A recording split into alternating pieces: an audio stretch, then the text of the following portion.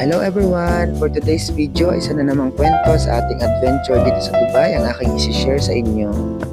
For the context nga ay naaprubahan ang ating annual leave application. So local leave lang ang kinuha natin for 30 days at napakabait na ating company dahil binayadan tayo. Kaya ngayon ay nakapasyal ako dito sa Dubai at nagka-chance na makapag-banding dito sa ating mga friends dito sa Dubai. So luckily, nung nagsabi tayo sa ating isang kaibigan dito ay naipagpaalam niya tayo sa kanyang landlord na makituloy dito sa kanilang partition. Kaya naman ang ating ganap ngayon sa video na ito ay why not ipagluto natin sila ng sinigang na ulo ng salmon dahil na-miss ko na din at para din sa ating mga kaibigan na makahigop din sila ng mainit na sabaw. So naggrocery tayo dito lang sa kabilang building at nagtawid pa pala ako ng overpass. Ayan, yung overpass nila dito ay may elevator. So pinakita ko dyan yung magkabilang side ng street.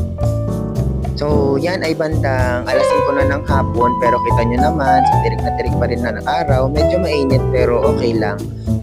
So yung mga ganitong gawain natin ay isang way na din para makapag-explore sa mga uncharted territory. So yung mga hindi pa natin nararating, itong lugar nila ay ang Al Gubaiba, Dubai, kung saan kalimitan ng mga nakatira ay mga Nepali, Bengali, Indian at Pakistan. So yung mga restaurant dito, so kalimitan ng mga siniserve na pagkain is mga Indians and Arabic foods. And syempre, hindi na tayo mag-expect na yung laman ng mga grocery store nila ay talagang kumpleto yung mga for Filipino na mga spices at mga items.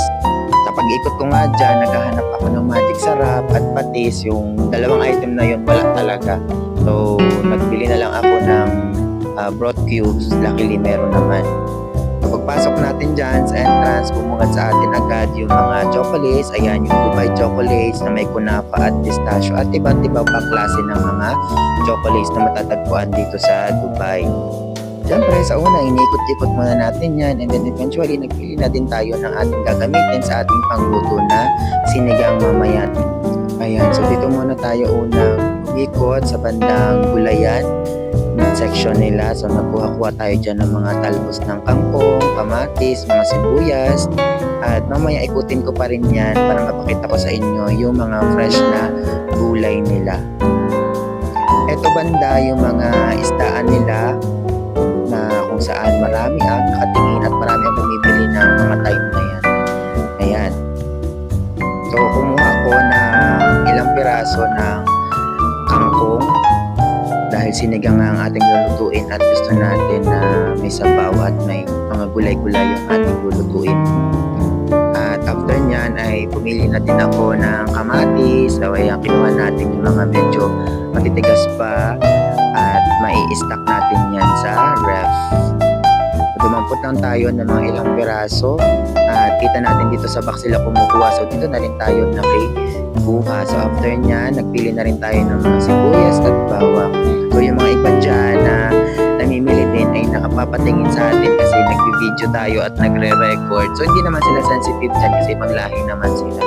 Yung mga lokal lang naman yung bawal i-cover. So, tumitingin sila dyan. Siguro nagtataka bakit ako nagre-record habang namimili. So, why not, diba? For the go ang vlogger natin dito sa UAE. At kalimitan pala ng mga gulay nila dito ay hindi naman dito na aani sa UAE. So, kadalasan dyan ay ini-import nila galing sa mga karatig bansa. So, mga galing India, Pakistan. Ayan. So, ito yung mga fresh na greens, mga gulay nila.